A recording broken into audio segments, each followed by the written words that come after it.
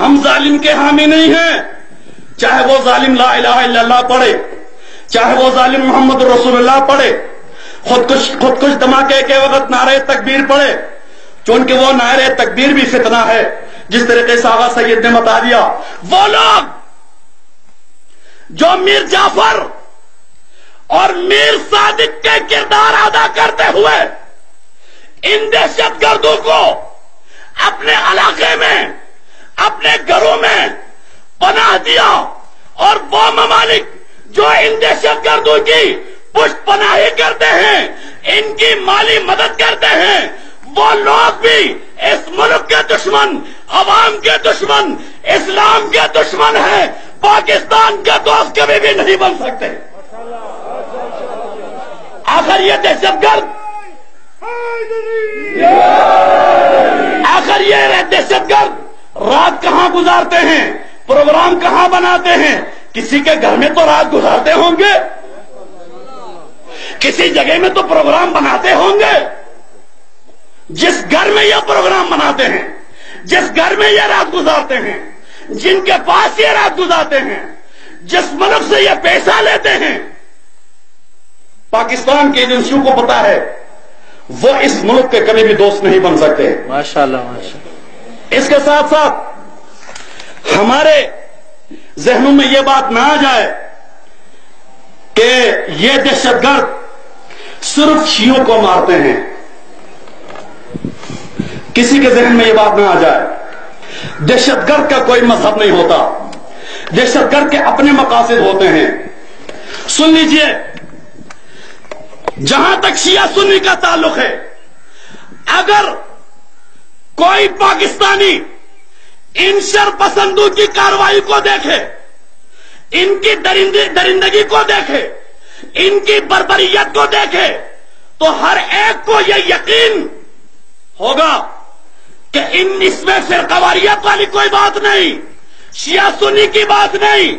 اہل سنت کے جو چار مذہب کے بزرگ ہیں، شافعی ہو، مالکی ہو، حنبلی ہو، حنفی ہو، ان چاروں کا ایک ہی فتویٰ ہے، اور وہ یہ کہ ایک مسلمان کو یہ حق نہیں پہنچتا ہے کہ کسی بے گناہ یہودی کو مارے۔ ارے ادھر تو یہ لوگ یہودی کے ایجنٹ بن کے مسلمانوں کے خون سے کھیل رہے ہیں۔ نعرہ تکبیر، نعرہ رسالت، نعرہ حیدری، حسینیت، یزیدیت، نعرہ حیدری۔ یہ تو پاکستان میں ہر پاکستانی کے خون سے کھیل رہے ہیں۔ کیا شیعہ قتل نہیں ہوا؟ ہوا۔ کیا سنی قتل نہیں ہوئے؟ ہوئے۔ آپ تاریخ کو دیکھیں، ہنگو میں نماز جمعے کے بعد جو دھماکہ ہو گیا، اس میں ہمارے بھی شہید ہو گئے، ان کے بھی مارے گئے۔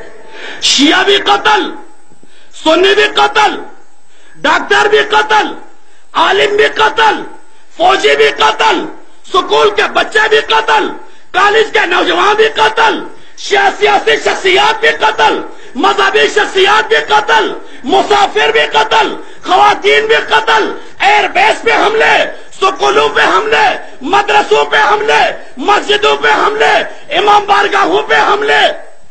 اس سے یہ پتا چلتا ہے کہ ان دہشت گردوں کا اسلام سے کوئی دور کا تعلق بھی نہیں، بلکہ دشمنان اسلام نے اسلام کو بدنام کرنے کے لیے ان کو تربیت دے کر اس پاکستان میں بھیجا ہے۔ یہ غیر ملکی آقاؤں کے گماشتے جو اس ملک کو تباہ کرنے پہ تلے ہوئے ہیں، یہ سپاہ صحابہ نہیں، یہ رسول اکرم کے پیروکار نہیں، یہ ابو لہب اور ابو جہل کے پیروکار ہیں جنہوں نے کبھی بھی اسلام نہیں لایا۔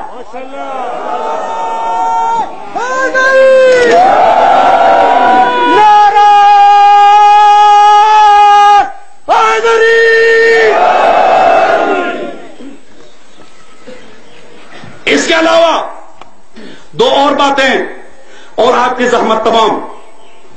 حکومت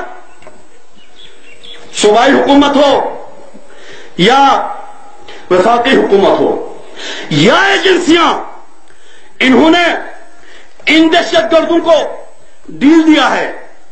क्यों डील दिया है? क्यों उनको नहीं पकड़ते? आज तक किसी को सरेआम फांसी दिया है? हाँ? आज जो माह रमजान में सऊदी अरब के चांद को देखकर इधर ईद मनाते हो, चाहे वो सुबह खैबर पख्तूनख्वा की हुकूमत है, आ जाओ सऊदी अरब के कहने पे अमल करो, सऊदी अरब के किरदार पे अमल करो। उधर तो एक नशाई को भी सरेआम फांसी देते हैं, एक शराबी को सरेआम फांसी देते हैं। इनको किसी ने पाकिस्तान में सरेआम फांसी दिया? नहीं।